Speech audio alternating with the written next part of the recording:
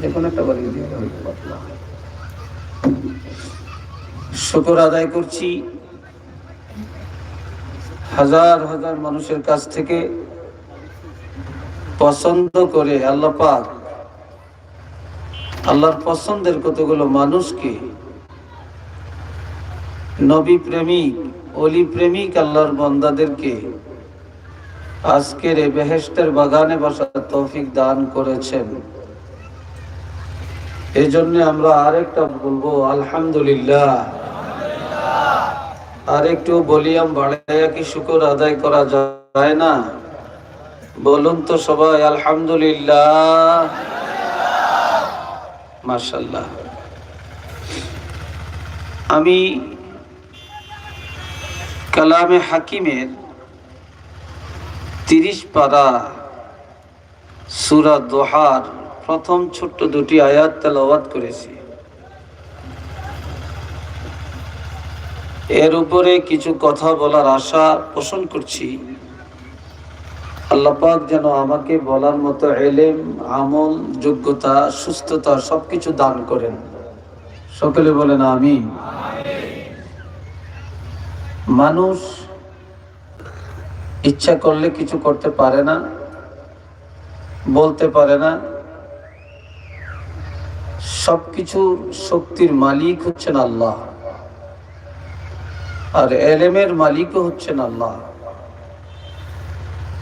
আল্লাহ যাকে শক্তি দেন তিনি আলোচনা করতে পারেন বা কিছু করতে পারেন, আর আল্লাহ যাকে তৌফিক দেন না, হাজারো চেষ্টা করলেও তিনি কিছু বলতেও পারবেন না, কিছু করতেও পারবেন না।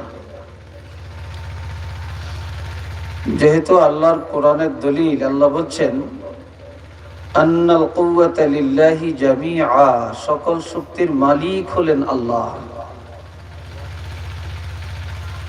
ইন্নাল্লাহা আলা কুল্লি শাইইন কাদির, সব কিছুর উপরে ক্ষমতা রাখেন কে? আল্লাহ। তা আমরা আল্লাহর উপর তাওয়াক্কুল করে আমরা কথা শুরু করছি। আল্লাহ যেন বলার মতো ইলম আমাকে দান করেন। সবাই আরেকবার বলেন আমিন। হাজিরিন, আমি খুব লম্বা খুতবা লই না, সংক্ষিপ্ত খুতবা পড়েছি, দুরূদ শরীফও সংক্ষিপ্ত পড়েছি, কারণ সবকিছু মুক্তাজে হাল অনুযায়ী করতে হয়। তো সূরা দোহা আপনাদের একটা সুপরিচিত সূরা, কিন্তু তার মর্মার্থ, গুরুত্ব অপরিসীম। দুনিয়ার এই সৃষ্টিকুলের একমাত্র উদ্দেশ্য নবী মুহাম্মদুর রাসূলুল্লাহ সাল্লাল্লাহু আলাইহি ওয়াসাল্লাম। নবীর কারণে, নবীর উদ্দেশ্যে, নবীর উসিলায়, নবীর সম্মানে এই দুনিয়ার বাজার আল্লাহ সাজাইছেন।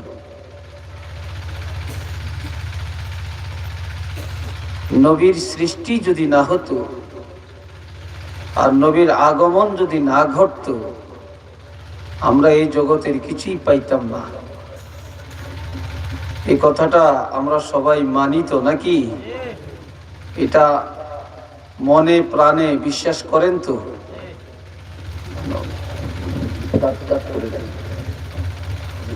ঠিক আছে, ঠিক আছে, আমি ঠিক করব। তো হাজিরিন, দুনিয়ার প্রত্যেকটা মানুষ নবীকে চিনে। যারা কাফের, মুশরিক, ইয়াহুদ, নাসারা তারাও চিনে, ঈমানদাররা তো চিনে। কেউ চিনেও না চিনার মতো থাকে, আর চিনেও না চিনার মতো থাকে এমন মানুষ আজও পৃথিবীতে আছে। কি বলেন, আছে কিনা? যেটা নবীর আমলে ছিল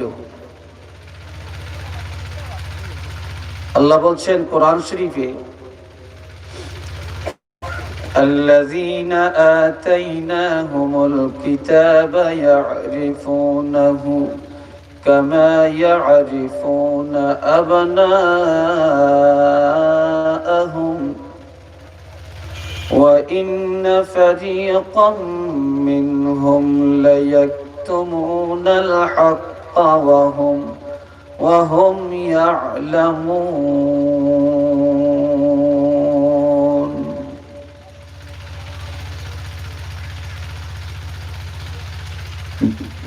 যাদেরকে আমি আল্লাহ কিতাব দিয়েছি,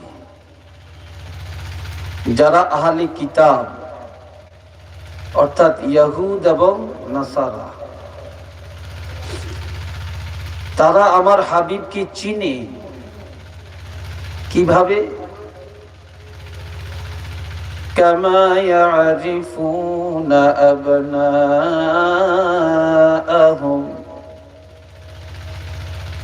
যেমনি ভাবে তারা তাদের সন্তানগুলোকে চিনে। পৃথিবীর কোন মানুষ তাদের সন্তানকে চিনতে কোনোদিন ভুল করেছেন? একটা আওয়াজ দিয়ে বলেন, করেছেন? কেউ তার সন্তানকে চিনতে ভুল করে না। লাখো মানুষের মাঝ থেকেও পিতামাতা তার সন্তানকে এক নজরে বেছে নিতে পারে।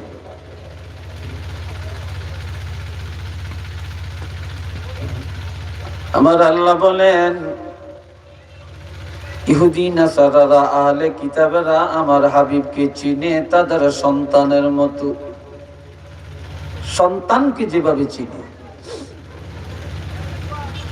ওয়া ইন্না ফারীকাম মিনহুম, এরপর আহলে কিতাবদের মধ্যে একটা দল আছে,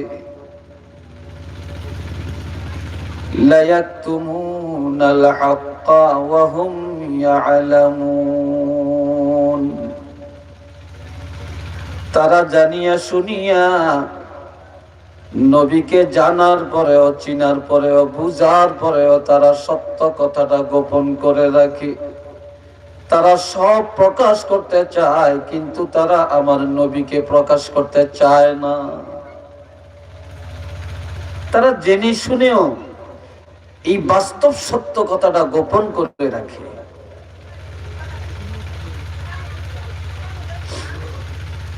এমনকি রাসূল যখন বলতেন লা ইলাহা ইল্লাল্লাহু ইন্নী রাসূলুল্লাহ, এক আল্লাহ ছাড়া কোনো মাবুদ নেই, আর আমি মুহাম্মাদুর রাসূলুল্লাহ, আমি হলাম আল্লাহর রাসূল। ইন্নী রাসূলুল্লাহ, আমি আল্লাহর রাসূল, প্রেরিত রাসূল। এই কথা বলার পরে নবীর উপরে নির্যাতন, জুলুম, নিপীড়ন শুরু হয়ে যায়। নবীর বিরুদ্ধে সমালোচনা শুরু হয়।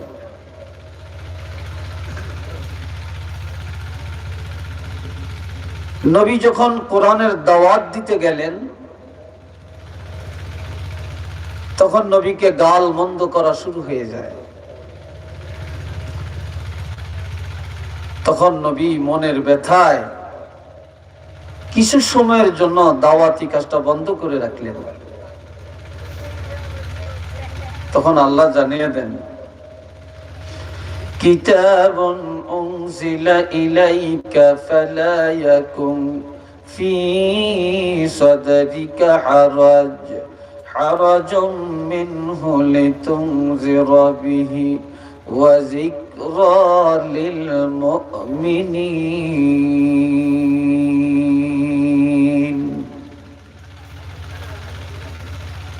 হাবিবের এমন একটি কিতাব, যেই কিতাব আমি আল্লাহ আর কাউকে দেই না, শুধু আপনাকেই দেওয়া হলো। আর এই কিতাবের আলোকে দাওয়াত দেওয়ার ক্ষেত্রে আপনার অন্তরে সংকীর্ণতা রাখা উচিত নয়। এই দাওয়াত দিতে গিয়ে সমস্ত নবীরা কষ্ট করেছেন, গালমন্দ শুনেছেন, নির্যাতনের শিকার হয়েছেন।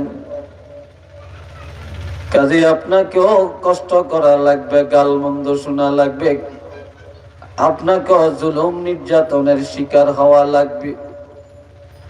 এতে করে মনে ঘাবড়াবেন না, মনের কষ্টে দাওয়াত বন্ধ করা যাবে না। তবে এই কিতাবের আলোকে আপনি দাওয়াত দিতে থাকেন। কে মানে কে মানে না, কে ভালো বলে কে মন্দ বলে, এটা নিয়ে চিন্তা করা আপনার বিষয় না। কেন না আপনি মানুষকে সত্যের দাওয়াত দিবেন, আর হেদায়েতের জিম্মাদার আমি আপনাকে বানাই না। হেদায়েতের মালিক হলাম একমাত্র আমি আল্লাহ।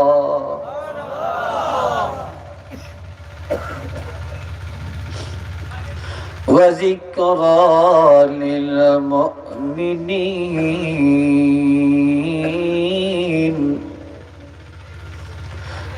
আর এই কোরআনে যত উপদেশ, এগুলা কোন ইহুদি নাসারার জন্য রাখি না। এই কোরআনের উপদেশ কোন বেঈমানের জন্য রাখি না। এই কোরআনের যত উপদেশ আছে সব আমি আল্লাহ মুমিনের জন্য দিয়েছি। যাদের ঈমান আছে, যারা ঈমানদার, তাদের জন্যই কোরআনের উপদেশগুলো। নামাজের উপদেশ, রোজার উপদেশ, হজের উপদেশ, যাকাতের উপদেশ, পর্দার উপদেশ, পিতামাতার খেদমতের উপদেশ, ব্যবসার উপদেশ, রাজনীতির উপদেশ, বিবাহের উপদেশ, তালাকের উপদেশ, যত কিছু আছে সব আমি আল্লাহ একটা একটা করে মুমিনের জন্য কোরআনে সাজিয়ে দিয়েছি। আর একটু আওয়াজে সুবহানাল্লাহটা একটু ভালো করে বললে আপনাদের ক্ষতি হবে নাকি? হ্যাঁ, লাভ হবে তো। লাভ চাচ্ছে কতটুকু? আল্লাহু আকবার। এটা বুখারীতে হাদিস আছে, বলবো একটু পরে ইনশাআল্লাহ। আমার প্রাণের ভাইয়েরা, তারা নবীকে যাচাই করার জন্য ইহুদি নাসারারা আল্লাহর হাবিবের কাছে কয়েকটা প্রশ্ন নিয়ে আসলেন। তারা বললেন, ইয়া রাসূলুল্লাহ, আপনি যে বলেন মানুষের মধ্যে রুহু আছে, রুহুর আকৃতিটা কেমন? রুহুটা কেমন দেখা যায়? আচ্ছা আপনারা বলেন, আমাদের দেহের মধ্যে রূহ আছে, কিন্তু এটা কি দেখার বিষয়? এটা কেউ দেখবে? এটা কেউ দেখতে পারবে না। আর পুরাটা শরীর কাটলেও রুহুটার স্বরূপ বাহির করতে পারবে না। নবীজি বললেন, আগামী দিন বলবো। কি বলছিলেন? আগামী দিন বলবো। তা আগামী দিন কোন কথা, কোন কাজ করতে হলে সাথে ইনশাআল্লাহ কথাটা বলতে হবে। কিন্তু ওই মুহূর্তে নবী এটা বলেন না, আল্লাহ বলান না। এটার অর্থ হলো উম্মতকে আল্লাহ ইনশাআল্লাহ বলা শিক্ষা দিবেন। যার কারণে জিবরিল পরের দিন আর আসে না, রুহের আকৃতিটা কেমন এটা আর জানিয়ে দেন না। এই জন্য তিনি এটার উত্তর দিতে পারলেন না। 2 নম্বরে আমার প্রাণের নবী রহমাতুল লিল আলামিনের একটা অঙ্গুলি মোবারকের মধ্যে ব্যথা হলো। যেই ব্যথার কারণে তাফসিরে আসছে অঙ্গুলি মোবারক ফেটে গেছে, রক্ত মোবারক বের হয়েছে। তখন নবী বললেন, এরে খুন মোবারক, তোমার জন্য দুঃখ করে লাভ নাই, তুমি আল্লাহর জন্য শহীদ হয়ে গেছো। কিন্তু অঙ্গুলির ব্যথা কিন্তু মারাত্মক। আমার নবীজি প্রতিদিন রাত্রি বেলায় উঠে তাহাজ্জুদের নামাজ আদায় করতেন। এই ব্যথার কারণে কয়েকদিন তাহাজ্জুদ পড়তে পারেন না। শেষ রাত্রে উঠে ওযু করতেন, আমার আল্লাহর সাথে কথা বলতেন, নামাজ পড়তেন। এই ব্যথার যন্ত্রণার কারণে কয়েকদিন নবীজি তাহাজ্জুদ পড়তে উঠেন না। নবী যখন দ্বীনের দাওয়াত দিতে গেলেন, ইহুদিরা অপপ্রচার করতে লাগলো। বিশেষ করে আবু লাহাবের স্ত্রী উম্মে জামিলা, এই একটা মহিলা নবীর বিরুদ্ধে প্রপাগান্ডা করলো। বলে মুহাম্মদের আল্লাহ মুহাম্মদের তালাক দিছে। আরো আসতে বলেন, কি দিছে? অর্থাৎ ত্যাগ করছে। তালাক মানে কি? ত্যাগ করা। এই মুহাম্মদুর রাসূলুল্লাহ গভীর রাত ঘুম থেকে উঠে নামাজ পড়তো, তার আল্লাহর সাথে কথা বলতো। আজকে কয়েকদিন শেষ রাত আর উঠে না। বুঝা গেল তার আল্লাহর সাথে তার এখন সম্পর্ক ভালো না। নাউজুবিল্লাহ বলেন না। এই কথার কারণে নবীর মনে কষ্ট হয়। আর ইনশাআল্লাহ না বলার কারণে জিবরাইলের আগমন হয় না। জিবরাইল আমিন না আসার কারণে নবীর মনে কষ্ট হয়। যার কারণে আমার আল্লাহ কসম খাইলেন, দুইটা জিনিসের কসম খায়া আমার আল্লাহ আয়াত নাজিল করেন। ওয়াদ-দুহা ওয়াল-লাইলি ইযা সাজা, উজ্জ্বল দিবসের কসম। সূর্য যখন পূর্ব আকাশে ওঠে, বেলা ঠিক হওয়া পর্যন্ত এই সময়টাকে বলে দোহা। এটা দিনের উজ্জ্বল সময়। এই সময়ের কসম করে আমার আল্লাহ বলেন, ওয়াল-লাইলি ইযা সাজা, গভীর রাতের কসম। যেই সময় তাহাজ্জুদের সময় হয়, দুনিয়ার সব ঘুমায়া যায়, নিরিবিলি হয়ে যায়, সেই গভীর অন্ধকার রাতের কসম খেয়ে আমার আল্লাহ বলেন, মা ওয়াদ্দাআকা রাব্বুকা ওয়া মা ক্বালা।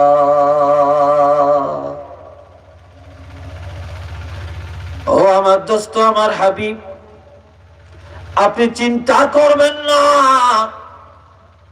আপনার প্রভু রব্বুল আলামিন আপনাকে ত্যাগ করেন না, আপনার উপরে অসন্তুষ্ট হন না।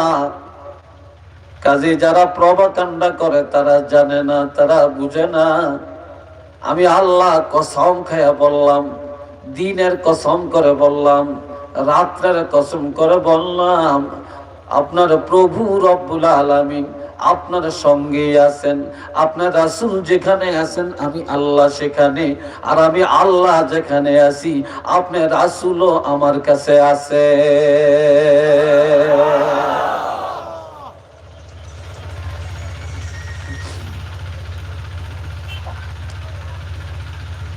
আমি আল্লাহ যত জায়গায় আপনারে রাখছি তত জায়গায়,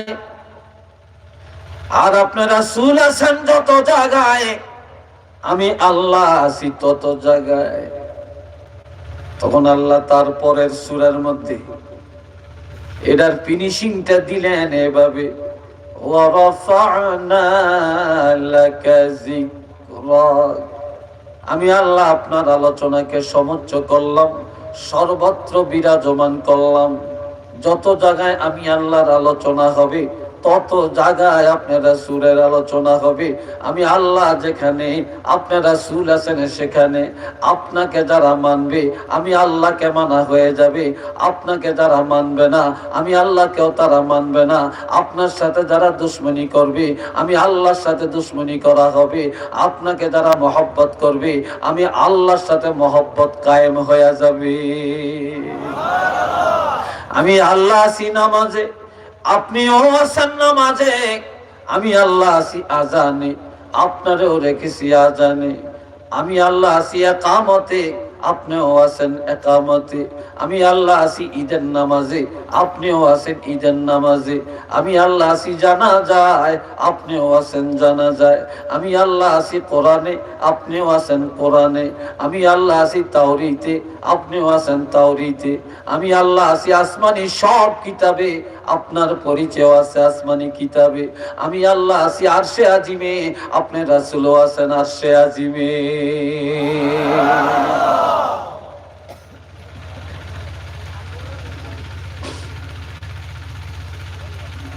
মা ওয়াদ্দাআকা রাব্বুকা ওয়া মা ক্বালা। আপনার প্রভু রব্বুল আলামিন আপনাকে ত্যাগ করেন না, এমন কি আপনার উপরে অসন্তুষ্ট হন না। আমি কসম খেয়ে বললাম আমি আপনার উপরে রাজি, আমি আপনাকে সম্মান করি, আমি আপনাকে ইজ্জত করি। আপনার রাসূলের ইজ্জত আমার কাছে বেশি, কাজে আমি আপনাকে ত্যাগ করতে পারি না। উচ্চ আওয়াজে বলেন না সুবহানাল্লাহ। হযরত জিবরাইল আমিন একদিন নবীজির খেদমতে এসে বললেন, ইয়া রাসূলুল্লাহ, আল্লাহর পক্ষ থেকে একটি সুসংবাদ নিয়ে আপনার কাছে আসছি। আপনার মোবাইলটি একটু বন্ধ করে রাখেন আপাতত। কি সুসংবাদ? ভাই একটু পানি দিন আমাকে।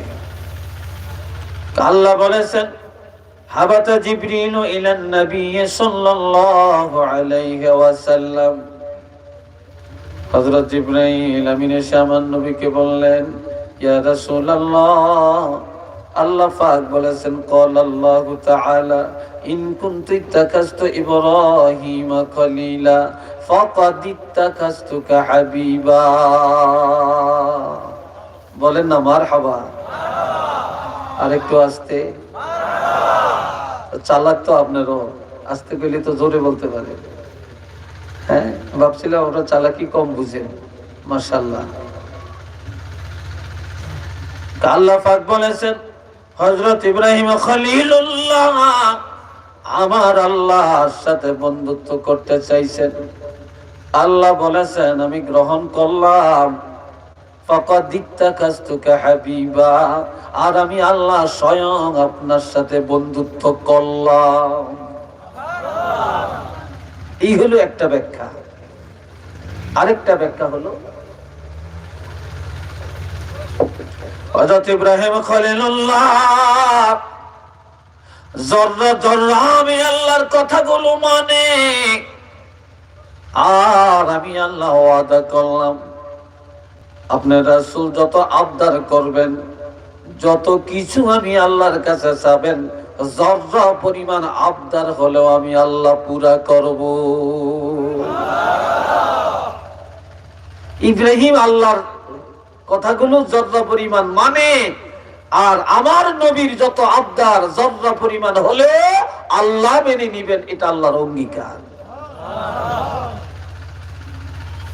ওয়ামা খালাকতু খালকান আকরামা আলাইয়া মিনকা। এই সৃষ্টি জগতে আমি আল্লাহ যত কিছু তৈরি করেছি, তবে আপনার রাসূলের চেয়ে এত ইজ্জত, এত সম্মান আমি আল্লাহর কাছে আর কাহারও নেই। আমি আপনাকে বেশি ইজ্জত করি, আপনার রাসূলের সম্মান আমার কাছে সবচাইতে বেশি। তাহলে নবীকে আল্লাহ ইজ্জত করেন, নবীর সম্মান আমার আল্লাহর কাছে বেশি না কম? জোরে বলেন, বেশি না কম? যে আল্লাহ নবীকে সম্মান করেন, যেই নবীর ইজ্জত আল্লাহর কাছে বেশি, ওই নবীকে ইজ্জত করলে আমাদের ইজ্জত বাড়বে না কমবে? আর ওই নবীকে ইজ্জত করা আমাদের ঈমান না কুফর? আরেকটু জোরে বলেন। ওই নবীকে মহব্বত করা, সম্মান করা, এটা আমাদের ঈমান। আর নবীকে সম্মান করতে যায়া, আমরা যদি নবীকে সম্মান করতে যায়া সালাম দেই, মিলাদ পড়ি, কিয়াম করি, একদল মোল্লা বলে আমরা নাকি বেদাতি। কথা ঠিক না?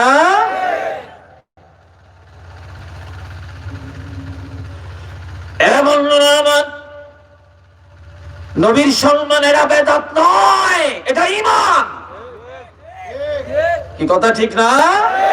এটা আমাদের ঈমান। ওয়ামা খালাকতু খালকান আকরাম আলাইয়া মিনকা, হাবিব আপনার ইজ্জত আমার কাছে সবচাইতে বেশি। ওয়ালাকাদ খালাকতু দুনিয়া ওয়া আহলাহা, আমি আল্লাহ সারাটা জগৎ তৈরি করলাম, এই জগতে অসংখ্য আহাল আমি আল্লাহ তৈরি করলাম। কেন? লিউআরিফাহুম কারামাতাকা, সকল মাখলুকের কাছে আপনার ইজ্জত প্রকাশ করে দেওয়ার জন্য। আমি আসমানে আপনার ইজ্জত বাড়াবো, জমিনে আপনার ইজ্জত বাড়াবো, গাছপালার কাছে বাড়াবো, পাথরের কাছে বাড়াবো, চন্দ্র সূর্যের কাছে বাড়াবো। সব মাখলুক আপনার খেদমত করবে, সকলের কাছে আপনার ইজ্জত প্রকাশ করব।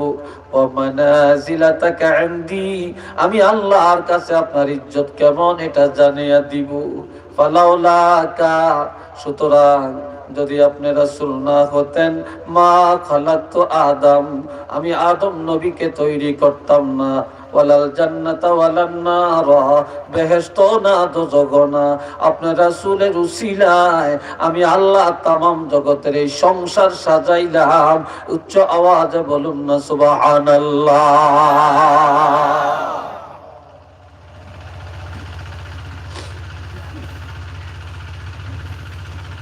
হাজিরিন কেরাম, এই দুনিয়া বড় না আখিরাত বড়? আওয়াজে বোঝা যায় দুনিয়াটাই বড়। হ্যাঁ, তো বললেন না কেন? বলেন দুনিয়া বড় না আখিরাত বড়? আর একবার বলেন। দুনিয়া হলো মুমিনের জন্য জেলখানা, আর দুনিয়া সিজনুল লিল মুমিনিন ওয়া জান্নাতুল লিল কাফিরিন। এই দুনিয়াটা হলো মুমিনের জন্য জেলখানা, আর বেঈমান কাফেরের জন্য হলো দুনিয়াটা বেহেশতখানা। এই দুনিয়ায় দেখবেন বেঈমানেরা বুক ফুলায়া চলে, সারা পৃথিবীর মধ্যে ইহুদি নাসারার সিনাজুরি চলে, আর ইমানদার মুসলমানেরা মাথা নিচু করে রাখে, তাই না? কেননা ইমানদারের জন্য দুনিয়াটা হলো সংকীর্ণ, আর আখিরাতটা হলো অনেক বড়, অনেক প্রশস্ত। আর আমার নবীর জন্য দুনিয়ার জীবনটা কষ্টের। এই জন্য আল্লাহ বলেন, ওয়ালাল আখিরাতু খায়রুল লাকা মিনাল উলা। হাবিব, এই দুনিয়ার জীবনে সে আখিরাতের জীবন আপনার রাসূলের জন্য অতি উত্তম জীবন। এই দুনিয়া কষ্টের জীবন, এই দুনিয়া গালমন্দ শোনার জীবন, এই দুনিয়া মার খাওয়ার জীবন, এই দুনিয়া হলো ইমানের লড়াইয়ে টিকে থাকার জীবন। ঠিক কিনা? আর আখিরাতের জীবনটা হবে আপনার জন্য অতি উত্তম একটা আনন্দের জীবন। আর এক তাফসীরে আসছে, আমার নবীর এই দুনিয়ার জীবনটা দুই ভাগে বিভক্ত। কয় ভাগে? দুই ভাগে বিভক্ত। একটা হলো নবীর মক্কি জীবন, আর একটা হলো নবীর মদিনার জীবন। মদিনার জীবন হলো আরামের, আর মক্কার জীবন হলো কষ্টে। এই জন্য আমার আল্লাহ বলেন, হাবিব, এই মক্কার জিন্দেগি হলো আপনার জীবনের প্রথম জীবন, মদিনার জীবনটা হলো শেষ জীবন। কাজেই মক্কার জীবন কষ্টের জীবন, আর এই মক্কার জিন্দেগির চেয়ে আপনার জন্য মদিনার জিন্দেগিটা হবে অতি উত্তম একটা আনন্দের জীবন। আর আমার নবী মক্কা ছেড়ে মদিনায় যখন যায়, নবুয়তের 10ম বছরে হলো নবীর মেরাজ। কোন সালে? ভিতরের আওয়াজটা একটু বাড়াই দেন। নবুয়তের 10ম বছর হলো নবীর মেরাজ, আর নবুয়তের 11 বছর হলো নবীর হিজরত। আগের বছরে হলো মেরাজ, পরের বছর হলো নবীর হিজরত। নবী যখন হিজরত করে মদিনায় রওনা করে, বারবার মক্কার মায়ায়, জন্মভূমির মায়ায় নবী পিছনে তাকায়। আমার আল্লাহ জানিয়ে দেন, তাকাবেন না। জন্মভূমির মায়া আপনি এখন আর করবেন না। যেই জন্মভূমির মানুষ আপনাকে ভালোবাসে না, আপনার সাথে এত জুলুম, এত নির্যাতন, এত অপরাধ, এত কষ্ট আপনাকে দেয়, তাদের কথা ভুলে যান। আপনি যান, মদিনায় চলে যান। তবে আমি জানি জন্মভূমির মায়া আপনার অন্তরে আছে। তবে এই মক্কা থেকে আপনাকে আমি নিয়ে যাই লাঞ্ছিত অবস্থায়, অবহেলিত অবস্থায়। সেই দিনটা বেশি দূরে না। আমি আল্লাহ ঘোষণা দিলাম, আবার আমি আপনাকে মক্কাতে আনবো। তবে যেইভাবে নিয়ে যাই এইভাবে আর আনবো না। আমি আল্লাহ মক্কা মদিনার বাদশাহ, সারা দুনিয়ার বাদশাহ, সারা জগতের বাদশাহ, আমার পবিত্র যতটুকু নিয়া ততটুকুর বাদশাহ বানায়া আবার আপনাকে মক্কাতে আনবো।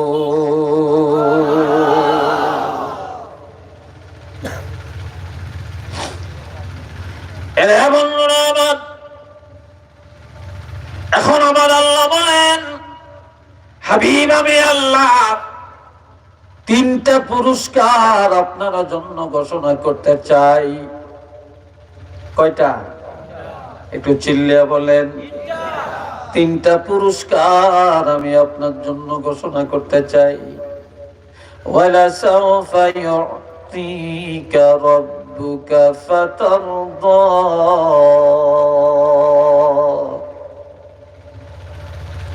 আমি আল্লাহ আপনার জন্য কিছু প্রেজেন্টেশন রাখছি। আমি আল্লাহ চিনি আপনাকে, এমন এমন কিছু নিয়ামত দিব, কিছু সুসংবাদ দিব, যা পায়া আপনি খুশি হয়ে যাবেন। আপনার মনের কষ্টগুলি দূর হয়ে যাবে। আপনার অন্তরে আর কোনো ব্যথা থাকবে না, সব যন্ত্রণা দূর হয়ে যাবে। এমন এমন 3টা নিয়ামতের ঘোষণা আমি আল্লাহ দিতে চাই। উচ্চ আওয়াজে বলেন আল্লাহু আকবার। 1 নম্বর, আলাম ইয়াজিদকা ইয়াতীমান ফাআওয়া।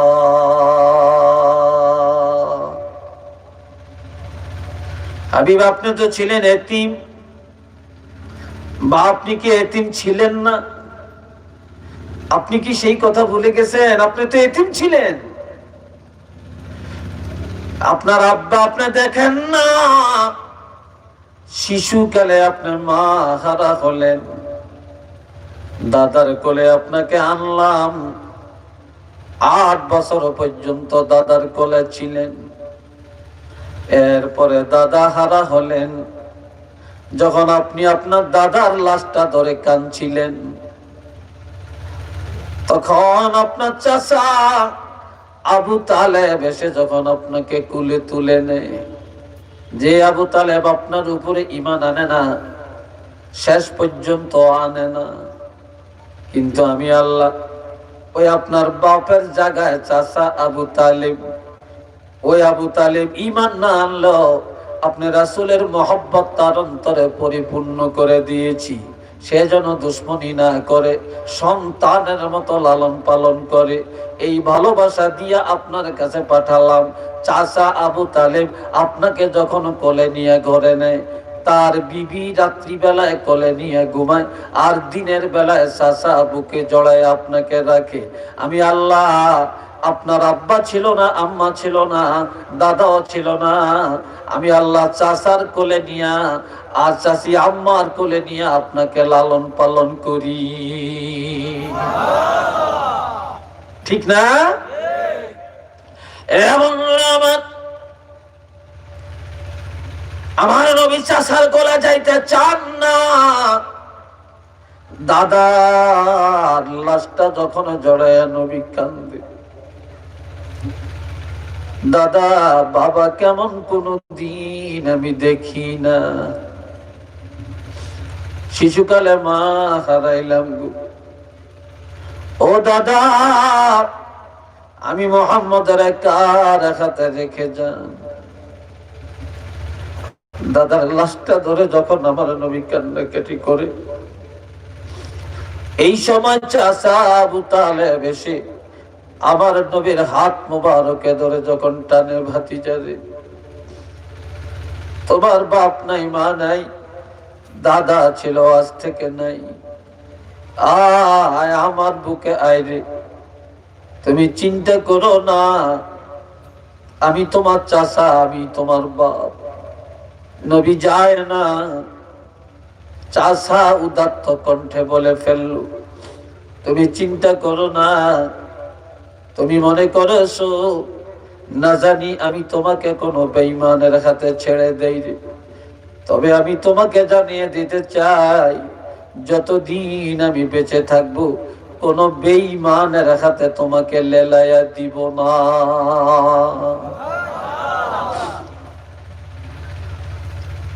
এই কথা বলার পরে নবীজি চাচার গলা জড়াইয়া ধরে, বুকে জড়াইয়া ধরে,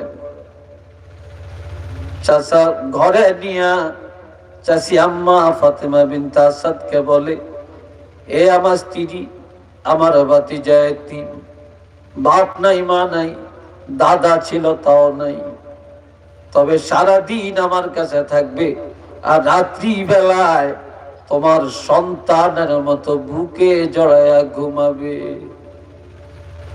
নবী চাচির কোলে ঘুমায়, আর রাত্রি বেলায় যখন ঘুম ভেঙে যায়, চাচি আম্মার পাশে বসে বসে মা মা বলে যখন কান্দে গো, চাচি জড়াইয়া ধরে বলে, বাপ নাই, মা নাই, আমি তো তোমার মা, আয় আমার কোলে আয়। এই বলে চাচি আম্মা বুকে জড়াইয়া নেয়, সুন্দর করে লালন পালন করে। এই দুনিয়াতে চাচি আম্মার কোলে আর চাচার কোলে নবী এত উত্তম লালন পালন হয়েছিলেন, এত মজবুত ভাবে আদর সোহাগের মধ্যে লালিত পালিত হলেন, যেটা অন্য কারো দ্বারা সম্ভব হয় না। এই জন্যে আমার আল্লাহ বলেন, হাবিব আপনি তো ছিলেন এতিম, আমি আপনার উত্তম লালন পালনের আয়োজন করে দিয়েছি। একটু চিল্লিয়া বলেন না সুবহানাল্লাহ।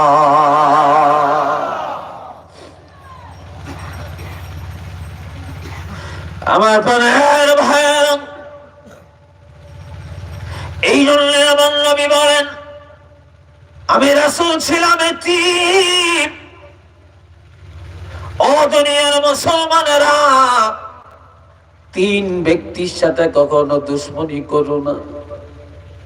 কয় ব্যক্তি? আর একটু জোরে বলেন, আর একটু চিল্লিয়া বলেন, তিন ব্যক্তির সাথে দুশ্মনী করো না।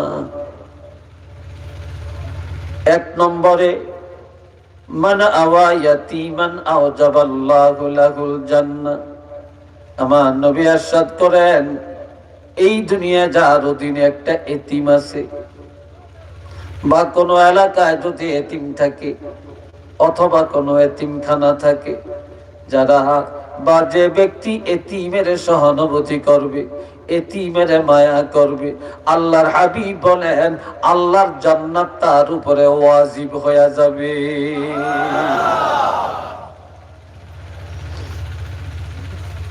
আর ওয়াজিব হয়ে যাবে এই অর্থ করা হবে না, যেহেতু এখানে বলা হয়েছে আও যাবা, ওয়াজিব হয়ে গেছে, ওয়াজিব হয়ে গেছে। যে এতিমের লালন পালন করে, যারা এতিমের মায়া করে, এতিমকে মায়া করার কারণে, এতিমকে লালন পালন করার কারণে আল্লাহর জান্নাত তার উপরে ওয়াজিব হয়ে গেছে। কেউ যদি এতিমের মাথায় হাত বুলাইয়া দেয়, এই হাতের নিচে যতগুলা চুল পড়ে ততগুলি গুনাহ সাথে সাথে আমার আল্লাহ মাফ করে দেয়। কেউ যদি এতিমের বুকে জড়াইয়া ধরে, সে যেন আমার নবীকে বুকে জড়াইয়া ধরছে। কেউ যদি এতিমকে মায়া করে, সে যেন নবীকে মায়া করছে। কেউ যদি এতিমের সহানুভূতি করে, সে যেন আমার নবীকে সহানুভূতি করেছে। আমার পাহাড়ের বন্ধুরা, 2 নম্বরের পুরস্কার ঘোষণা দিলেন, ووجدك ضالا فهدى। আল্লাহু আকবার, আরেকটু জোরে আল্লাহু আকবার। ভিতরে আওয়াজটা কি বাড়ে না একটু? ভিতরের আওয়াজটা আমাদের শক্তি লাগে কেন জানি না।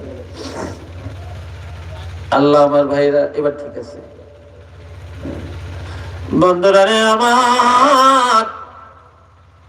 আমার আল্লাহ বলেন, হাবিব আপনি ছিলেন সংবিধান ছাড়া। অনেকে অর্থ করে পথ হারা, নাউজুবিল্লাহ। আরে তো যখন নবী কখনো পথ হারা ছিলেন না। এর অর্থ হলো আপনি তো ছিলেন বিধান হারা, আপনার কোন সংবিধান ছিল না। আর আমি আল্লাহ ফাহাদা, আমি আপনাকে সংবিধান দিলাম। অর্থাৎ 30 পারা কোরআন আমি আল্লাহ কাউকে দেই না, আপনি রাসূলুল্লাহকে এই 30 পারা কোরআন আমি আল্লাহ সংবিধান দিয়ে দিলাম। মারহাবা। আমাদের কিতাবটা সবচেয়ে বড় না ছোট? আমাদের নবী সবচেয়ে বড় না ছোট? আমরা উম্মত সবচেয়ে বড় না ছোট? নবী আমাদের বড়, কিতাব আমাদের বড়, উম্মত আমরা সর্বশ্রেষ্ঠ। কাজেই সর্বশ্রেষ্ঠ কিতাব আমি আল্লাহ একমাত্র আপনাকে দান করলাম। কোন কিতাব দিলাম শুনেন, ইন্নাহু লাকুরআনুন কারীম। আমি সবচেয়ে ইজ্জতওয়ালা সম্মানী কিতাব, এই কিতাব, এই ইজ্জতওয়ালা কিতাব আমি আপনাকে দিলাম। ফি কিতাবিম মাকনুন, এটা গোপন ভান্ডারের কিতাব, লৌহে মাহফুজের কিতাব। এটা এমন কিতাব, লা ইয়ামাসসুহু ইল্লাল মুতাহহারুন, এটা পবিত্রতা ছাড়া স্পর্শ করা যায় না। এই কিতাব ধরতে হলে পবিত্রতা লাগে কেন? তানজিলুম মির রাব্বিল আলামিন, এই কিতাব স্বয়ং বিশ্ব প্রতিপালক আল্লাহর পক্ষ থেকে আসছে। কাজে এই কিতাব সম্মানী কিতাব। আর এই কিতাব শুধু সম্মানী না, এই কিতাবের আলো মানুষকে সম্মানী বানায়। কিতাবে মানুষকে ইজ্জতওয়ালা বানায়। এই কোরআনের হেদায়েত যার মধ্যে, এই কোরআনের নূর যার ভিতরে, তার ইজ্জত আল্লাহর কাছে কম না বেশি? বেশি না? তার ইজ্জত আল্লাহর কাছে বেশি। শুধু বেশি না, দুনিয়াতেও বেশি, কবরেও বেশি, কিয়ামতের ময়দানেও বেশি। আমার নবী বলেছেন, এই কিতাবের হেদায়েত যারা অর্জন করেছে, এই কিতাবের আলেম যারা হইছে, কিয়ামতের ময়দানে তারা 40,000 নিচে উপরে তাদের উসিলায় বিনা হিসাবে আল্লাহ জান্নাতে জাহান্নামীদেরকে পাঠাইয়া দিবে। একজন আলেমের উসিলায় কিয়ামতের ময়দানে 40,000 হলো নিচে, উপরে বেগাইরি হিসাব জান্নাতে চলে যাবে।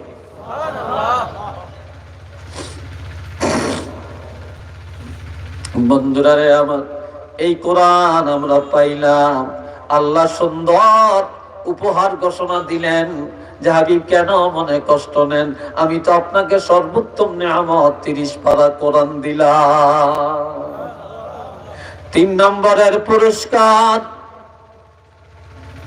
3 নম্বরের পুরস্কার আমার আল্লাহ বলেন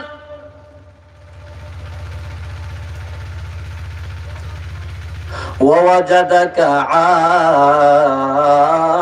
আইলান ফাআগনা। বলেন আল্লাহু আকবার। আর একবার বলেন আল্লাহু আকবার।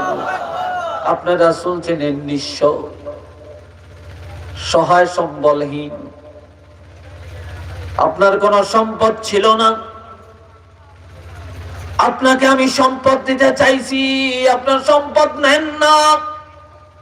আল্লাহ যদি চাইতেন, আল্লাহ নবী যদি চাইতেন, সারাটা দুনিয়া নবীর জন্য সোনা বানিয়ে দিতেন। কথা ঠিক না? নবী চাইছিলেন? নবী এটা চান না। তবে আমার নবী গরিব না, নবী গরিব না, আমার নবী শ্রেষ্ঠ ধনী। তবে নবী দুনিয়াতে গরিবী জীবন যাপনটা বেশি ভালোবাসছেন। অহংকার কখনো নবী করেন না। মক্কার কাফিররা নবী যখন বলেন ইন্নী রাসূলুল্লাহ, আমি আল্লাহর রাসূল, এ কথা বলার পরে মক্কার কাফিররা বলে মুহাম্মদ পাগলামি করছে। যার পায়ের নিচে মাটি নেই, এক বেলা খানা যার ঘরের মধ্যে নাই, একটা টাকা যার পকেটের মধ্যে নেই, এই লোকটা কি করে আবার দেশের প্রেসিডেন্ট হয়? কি করে আবার রাসূল হয়? এইভাবে যখন অপপ্রচার শুরু হয়ে যায়, খাদিজা আমার নবীকে ডেকে বলে, ইয়া রাসূলুল্লাহ, আমার তো টাকা পয়সার অভাব নাই, আমি ধনাঢ্য পরিবারের কন্যা, আমার এই লক্ষ লক্ষ কোটি কোটি টাকা এই সম্পদ আমি কার জন্য রাখবো? নবী গো, আমি এখন সব কিছু আপনার জন্য আপনার নামে রেজিস্ট্রি করে দিলাম, আমার যত সম্পদ আছে সব আপনাকে মালিক বানায়া দিলাম। এখন থেকে আমি একটা টাকারও মালিক না, আর এখন থেকে আপনি হলেন বিশ্বের মধ্যে শ্রেষ্ঠ ধনী। খাদিজার সব সম্পদ আমার নবীর নামে ওয়াকফ করে দিয়ে কাফেরদের নেতাদের কাছে চিঠি পাঠায়, ও দুনিয়ার কাফেররা রে, যদি তোমরা বলো পায়ের নিচে মাটি নাই, আমি খাদিজাকে বলো, যদি বলো একটা টাকা নাই, আমাকে বলতে পারো।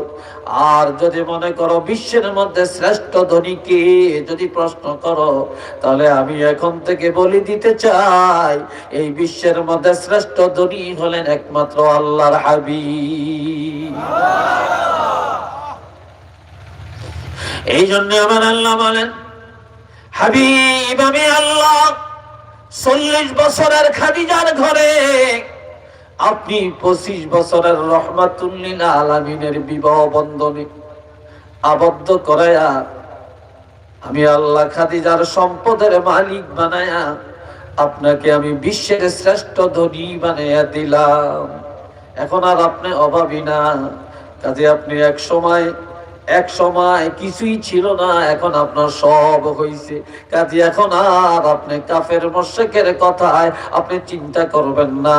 এখন মোকাবেলা করার জন্য, যুদ্ধ করার জন্য, বেঈমানের সাথে লড়াই করার জন্য, ঈমানের পক্ষে যুদ্ধ করার জন্য যা পুঁজির প্রয়োজন, অর্থের প্রয়োজন, সব এখন আপনার কাছে আছে। উচ্চ আওয়াজে বলেন না সুবহানাল্লাহ।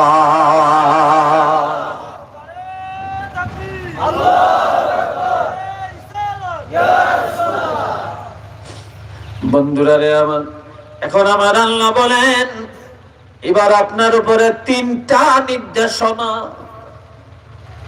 পুরস্কার কয়টা? চিল্লিয়ে বলেন। তিনটা সুসংবাদের পরে তিনটা নির্দেশ আমার আল্লাহ নবীকে দিলেন।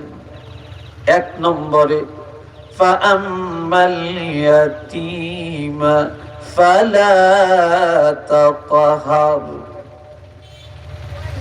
আপনারা আমার দিকে চান, কিছু যুবক এদিক সেদিক তাকান, এটা করবেন না। হাবিব আপনি ছিলেন এতিম,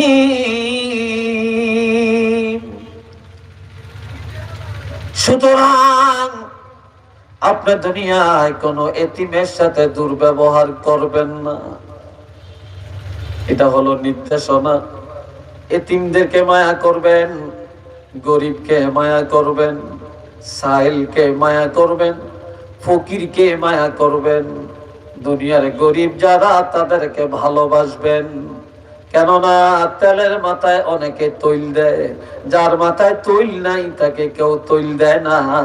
কাজে এটা যেন আপনার দ্বারা না হয়, দুনিয়ার অসহায় মানুষগুলোর পাশে আপনি বেশি থাকবেন। একটু চিল্লিয়ে বলেন না আলহামদুলিল্লাহ। গরিব সমাজের একটা খুবই, গরিব ধনীর জন্য রহমত। সমাজে গরিব না থাকলে আপনি দুনিয়াটা প্রকাশ হইতো না। সমাজে গরিব না থাকলে আপনার যাকাত কারে দিতেন, ফরজ কোন জায়গায় আদায় করতেন। সমাজে গরিব না থাকলে আপনার সদকাতুল ফিতর কাকে দিতেন। সমাজে গরিব না থাকলে আপনার আব্বা আম্মার মৃত্যুর পর আপনি যে কুলখানি করেন, ইসালে সওয়াব করেন, গরু খাওয়ান, এই মেহমানদারি করেন, কারে খাওয়াইতেন? কথা ঠিক কিনা? এই জন্য গরিবরা সমাজের খুবই, আর গরিব হলো ধনীর জন্য রহমত। এই জন্য গরিবের কখনো অবহেলা করতে নাই, উপহাস করতে নাই। গরিবের সাথে বসে বসে খাওয়া আর ধনী হলে আলাদা খাওয়া, এটা ঠিক না। গরিবের সাথে মিলেমিশে চলা, গরিবকে ভালোবাসা, গরিবের কাছে যাওয়া, অহংকার প্রদর্শন না করা।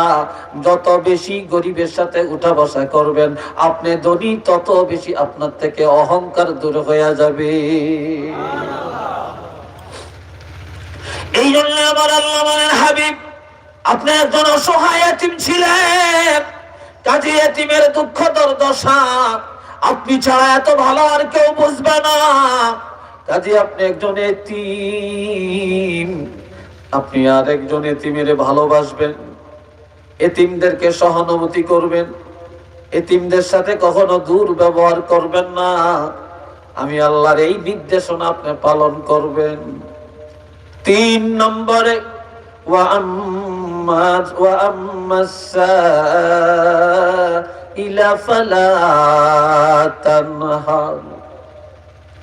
কোন সাইল যখন আপনার কিছু চাবে, বিপদে পড়ে, অভাবে পড়ে, কেউ যখন আপনার কাছে কিছু চায় হাত পাতে, তখন তাকে ধমক দিবেন না, চোখ রাঙ্গাবেন না, তার সাথে দুর্ব্যবহার করবেন না।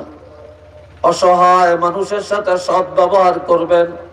কিছু চাইলে ক্ষমতা থাকলে দিবেন, আর যখন ক্ষমতা থাকবে না সৎ ব্যবহার করে বিদায় দিবেন। এ বন্ধুরা রে, আমার নবীর দরবারে এসে কোনো অসহায় মানুষ কখনো ফিরে যায় না। ইহুদিরাও যায় না, নাসারারাও যায় না, এমনকি নবীর বাড়ি থেকে কোনো দিন মনের কষ্ট নিয়ে কোনো ইহুদিও যায় না। এক ইহুদি নবীর বাড়ির মেহমান, নবী নিজে না খায়া তারে খাওয়ায়। ঘরে একটা রুটি ছিল, জোরে বলেন কয়টা রুটি? আর একবার বলেন কয়টা রুটি? হযরত আয়েশাকে বলে, ঘরে কি? কয় একটা রুটি আছে। কয় মেহমান ঘরে আসছে, এখন মেহমান কি খাবে? হযরত আয়েশা সিদ্দিকা বলেন, ইয়া রাসূলুল্লাহ খাইতে পারবেন? কয় মেহমান তো আমাকে ছাড়া খাবে না, একটা রুটি আমি খাবো, মেহমান খাবে। হযরত আয়েশা সিদ্দিকা বলে, ইয়া রাসূলুল্লাহ মেহমান যখন ঘরে আসে, মেহমানের সামনে রুটি দিব আর খেজুর দিব, তখন মেহমান বলবে যে আমরাও যেন সাথে খাই, তখন আমি হুট করে বাতিটা নিভিয়ে দিব। ঘরের বাতিটা চলে যাবে, আর এই অন্ধকারের মধ্যে আমরা মুখ চামটাবো, মেহমান মনে করে আমরা তার সাথে খাই, এই ফাঁকে মেহমান পেট ভরে খেয়ে ফেলবে। এটা আল্লাহু আকবার বলেন না ভাই। কি আদর্শ আমার নবী শিখালেন।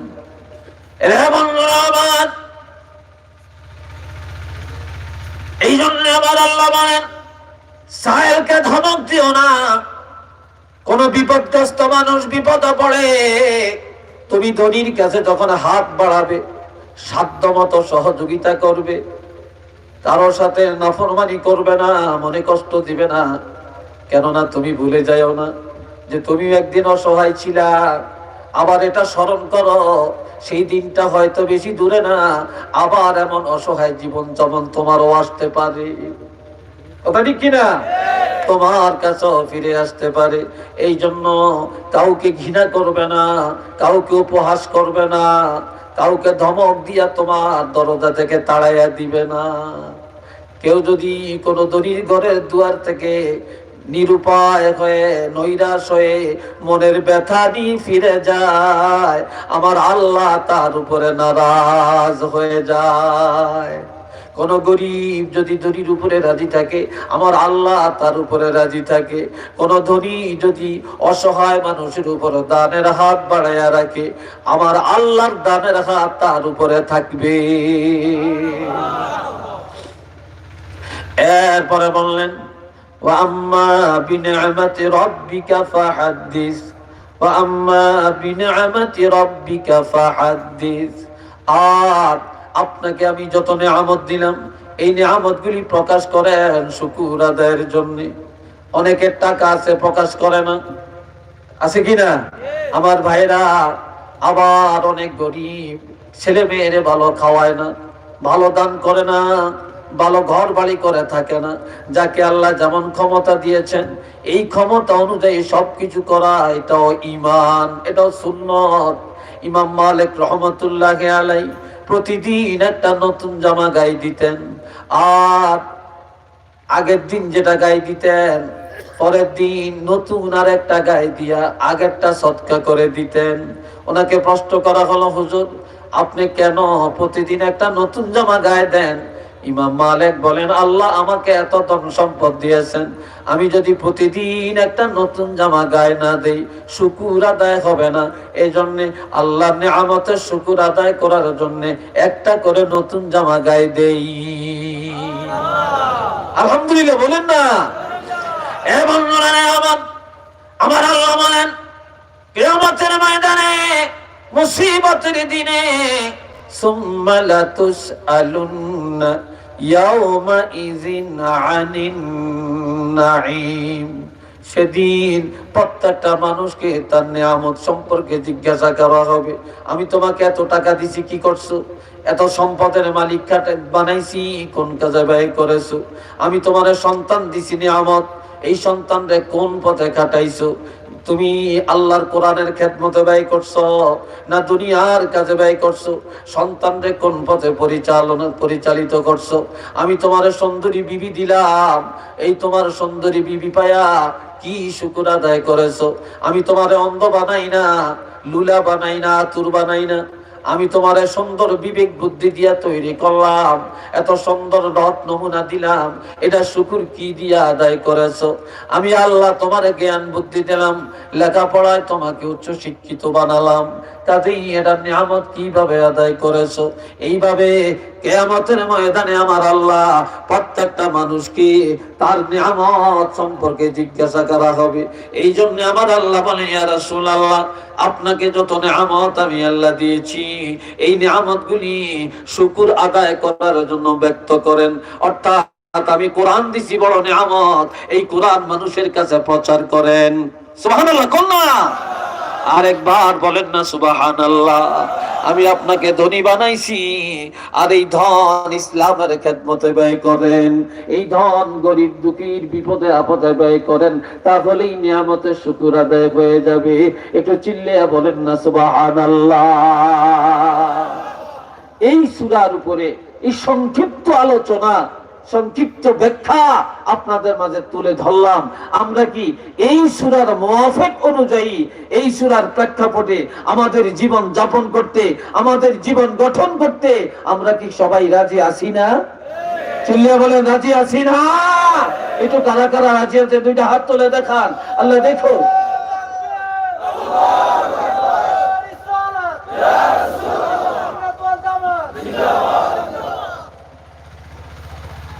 আলহামদুলিল্লাহ, আল্লাহ কবুল করেন, সবাই বলেন আমিন। আমি আজকের আলোচনা আর দীর্ঘায়িত করব না। আজকে আপনাদের থেকে আমি এখানে বিদায় নিতে চাই। ইনশাল্লাহ কোনো সময় আবার আসলে আমি লম্বা আলোচনা করব, যেহেতু আমার এখানে একটা নির্দিষ্ট সময় দেওয়া আছে, আর নির্দিষ্ট সময়ের মধ্যেই আমি শেষ করতে চাই। তারপরও হয়তো 2-4 মিনিট বেশি হয়ে যাবে।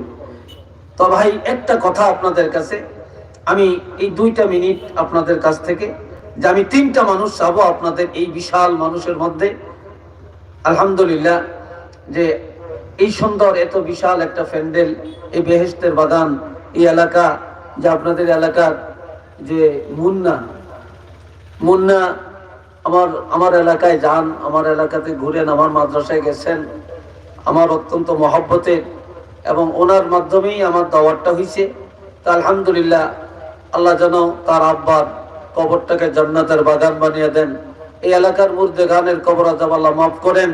আল্লামা সাহেব কেবলা ফুলতুলি রহমতুল্লাহ আলাইহির রুহানি ফয়েজ ও বরকত আল্লাহ যেন আমাদেরকে নসিব করেন।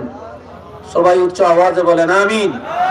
তবে এই সুন্দর বেহেশতের বাগানটা সাজাবার জন্য আগামী বছরের আমি একটা লোক চাবো, সূরা দোহার এই আলোচনা শুনে যে এমন একজন ধনী মানুষ, যে আপনার এই নিয়ামতের শুকর আদায় করবেন, যে আপনি, আল্লাহ আপনাকে টাকা দিছে, সম্পদ দিছে, একটু দ্বীনের খেদমতের জন্য, আল্লাহর কোরআনের খেদমতের জন্য, ওলি আল্লাহদের রুহানিয়াত পাওয়ার জন্য আগামী বছরের এই প্যান্ডেলটা একটা লোকে দিয়ে দেন, আমি খুশি হব, আপনার জন্য দোয়া করব।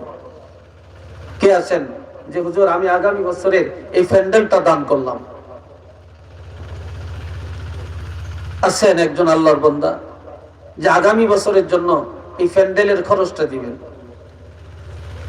একটা লোক আমি চাইছি, শুধু একজন ধনী মানুষ, যে আগামী বছরে বেহেশতের বাগানটা আপনি সাজাবেন, আল্লাহ আপনার জন্য, আপনার বংশের মানুষের জন্য জান্নাত সাজাবেন। কি সাজাবেন? জান্নাত সাজাবেন। কে আছেন যে আগামী বছরের জন্য? হ্যাঁ, কি নাম? নাম বলেন না, আগে নাম বলেন, আইবো আমি আর এই কথাই নেই। নাম বলেন, কি নাম? হ্যাঁ, তো উনি কি বলছে দিবে? এইবার দিছেন? আচ্ছা, হ্যাঁ, আচ্ছা, যাক, তাহলে প্যান্ডেল বা মাইক, পোস্টার, এগুলো তো দেওয়ার মতো মানুষ আছে, আলহামদুলিল্লাহ। তবে আমি আপনাদের কাছে এই মাহফিলের খরচের জন্য আমি 2টা লোক চাবো, আগামী বছরের জন্য 10,000 টাকা দিবেন। একটা লোক বলেন তো, আমি এগুলো বাদ দিলাম, 10,000 টাকা বলেন আপনার আব্বার জন্য, আম্মার জন্য, আপনার দাদা দাদির জন্য, আত্মীয় স্বজনের জন্য। কে আছেন যে হুজুর ইনশাল্লাহ যে আমি 10,000 টাকা আগামী বছরের মাহফিলের জন্য দিব? বলেন 10,000 টাকা। একজন আল্লাহর বান্দা বলেন না ভাই, একটু দাঁড়ান বা হাতটা তোলে বলেন, আমি খুশি হব, দোয়া করব।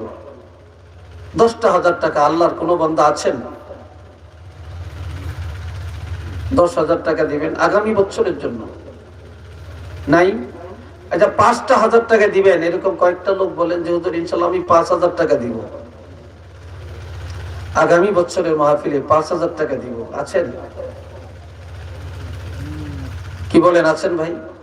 5,000 টাকা দিবেন এমন একজন আল্লাহর বান্দা বলেন না? বলেন, কি নাম বাবা? 10,000। মাশাআল্লাহ বাবা, কি নাম আপনার? জনাব আব্দুল মতিন সাহেব আগামী বছরের জন্য 10,000 টাকা দান করলেন। কন্যা মারহাবা, নারায়ে তাকবীর, নারায়ে রিসালাহ। আল্লাহ কবুল করেন, মঞ্জুর করেন। আল্লাহ খবর মদিনায় পৌঁছে দেন, কোটি কোটি টাকার মালিক বানিয়ে দেন, সন্তানগুলোর নেক হায়াত দেন।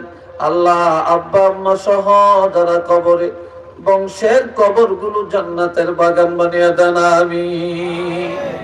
2 নম্বর, আরেকজন আল্লাহর বান্দা একটু হাত তোলেন যে হুজুর ইনশাআল্লাহ আগামী বছরের জন্য আমি 10,000 বা 5,000 একটু বলেন আগামী বছরের জন্য 10,000 টাকা দিবেন বা 5,000 টাকা দিবেন, এরকম একটা লোক একটু নিয়ত করেন। আগামী বছরের জন্য নিয়তটা করেন। কে করবেন? কে আছেন? আগামী বছরের জন্য বলেন না ভাই, 5,000 কে দিবেন বলেন। আরেকজন আল্লাহর বান্দা দাঁড়ান যে হুজুর ইনশাআল্লাহ আমি 5,000 অথবা 10,000 দিব। আমি অবকাশ দিলাম, আমি তো একবারে বাইন্ডিং করলাম না, হয়তো 10 দেন নয় 5 দেন বলেন। কারণ যার মহব্বত যেমন, আল্লাহ আপনি কত টাকার মালিক এটা তো আল্লাহ জানে, আল্লাহ আপনাকে ক্ষমতা কেমন দিছেন এটা আল্লাহ জানে, আপনি গোপন রাখলে কি হবে? জনাব আরশ আলী সাহেব সৌদি প্রবাসী আগামী বছরের জন্য 10,000 টাকা কন্যা মারহাবা। আর একটু আওয়াজ দিয়া নারে তাকবীর। আল্লাহ কবুল করেন, আল্লাহ মঞ্জুর করেন। খবর মদিনায় পৌঁছে দেন, কোটি কোটি টাকার মালিক বানিয়ে দেন। আল্লাহ প্রবাসী জীবনে রহমত নাজিল করেন, আমিন। মাশাআল্লাহ। 3 নম্বরে আর কোন ভাই আছেন? একজন আল্লাহ। হ্যাঁ মাশাআল্লাহ। আল্লাহ তোমার এক বান্দা 500 টাকা নগদ দিলেন, তার মা বাপের জন্য দোয়া চাইছেন, আল্লাহ কবুল করেন। মা বাপ আছে? আল্লাহ মা বাপ নাই, তাদের কবরটা বেহেশতের বাগান বানিয়ে দেন। রব্বির হামহুমা কামা রব্বায়ানি সগীরা। মাশাআল্লাহ, 2 জন পাইলাম 10,000। এবার বলেন 10,000 বা 5,000 আর কোন আল্লাহর বান্দা আছেন কিনা ভাই বলেন। আমি সে এখনই দোয়া করব, এখনই দোয়া করব, বেশি সময় হবে না, একটু বলেন তাড়াতাড়ি। কে আছেন? আর কোন ভাই দিবেন যে 5,000 টাকা আর দেওয়ার মতো আর কোন ভাই আছেন কিনা বলেন। আছেন? মাশাআল্লাহ। জমির আলী নামে আল্লাহর এক বান্দা 500 টাকা দান করলেন, আল্লাহ কবুল করেন। চিল্লিয়া বলেন আমিন। এইবার আপনারা প্রত্যেকে একটু নগদ দান করেন। দুইটা লোক যান যে নগদে, প্রত্যেকে টুপি নিয়ে নামেন। নগদ যে যা দিবেন আল্লাহর ওয়াস্তে 100 200 500 1000 10 20 30 লজ্জার কিছু নাই, প্রত্যেকে সহযোগিতা করেন। ব্রুনাই প্রবাসী বেলাল খান 2,000 টাকা, আল্লাহ কবুল আর মঞ্জুর করেন। চিল্লিয়া কোন আমিন। যাই হোক, আলহামদুলিল্লাহ। আমাদের চাঁদপুরের আমার ভাই যে প্রখ্যাত আলেম দ্বীন, বিশিষ্ট ইসলামী চিন্তাবিদ হযরত মাওলানা শাহ আলম জাহেদী সাহেব আছেন। আশা রাখি হুজুরের আলোচনা আপনারা শুনবেন এবং ওনার মাধ্যমে আপনারা যারা দিবেন, আশা করি ওনার মাধ্যমে দিবেন। আল্লাহ কবুল করেন। সবাই বলেন আমিন। আল্লাহুম্মা সাল্লি আলা সাইয়্যিদিনা মাওলানা মুহাম্মদ ওয়া আলা আলিহি ওয়া আসহাবিহি ওয়া বারিক ওয়া সাল্লাম। খালেদ আহমদ সৌদি আরব প্রবাসী 3,000 টাকা, আল্লাহ কবুল করেন। সবাই বলেন আমিন। একটু দোয়া করেন। আল্লাহুম্মা আমিন। ربنا ظلمنا أنفسنا وإن لم تغفر لنا وترحمنا لنكونن من الخاسرين رب ارحمهما كما ربياني صغيرا رب العالمين আমাদের মুনাজাত কবুল করেন, মাহফিল কবুল করেন, আয়োজকদেরকে কবুল করেন, দানশীলদেরকে আল্লাহ কবুল করেন। আল্লাহ এলাকার মুর্দেগানের কবরে আযাব মাফ করে দেন। আল্লাহ এলাকায় রহমত নাজিল করেন। এই গ্রামের সন্তানগুলোকে, যুব সমাজকে কবুল করেন। আল্লামা সাহেব কিবলা ফুলতুরি রহমাতুল্লাহি আলাইহি দরজা বুলন্দ করে দেন। আমাদের আব্বা আম্মা সহ যারা কবরে জান্নাতের বাগান বানিয়ে দেন। আমাদের প্রতি রহমত আর বরকত নাজিল করেন। মাহফিল কিয়ামতের ময়দানে নাজাতের জরিয়া বানিয়ে দেন। আল্লাহ যতদিন আমরা বেঁচে থাকবো গরিব দুঃখী পাশে থাকার মতো শক্তি দান করে দেন। ওয়াসাল্লাল্লাহু তাআলা আলা খায়রি খালকিহি মুহাম্মাদিন ওয়া আলা আলিহি ওয়া সাহাবিহি আজমাইন ওয়াজআল আখিরা কালামিনা ইনদাল মাউত লা ইলাহা ইল্লাল্লাহু মুহাম্মাদুর রাসূলুল্লাহ। আসসালামু আলাইকুম ওয়া রাহমাতুল্লাহ। আগামী দিন আমার ওই 10 পাইকা চাঁদপুর প্রোগ্রাম আছে। চাঁদপুর না, চাঁদপুর। আপনাদের দাওয়াত দিলাম, যারা পারেন যাবেন ইনশাল্লাহ। সেখানেও আমি এশার পরে আলোচনা করব।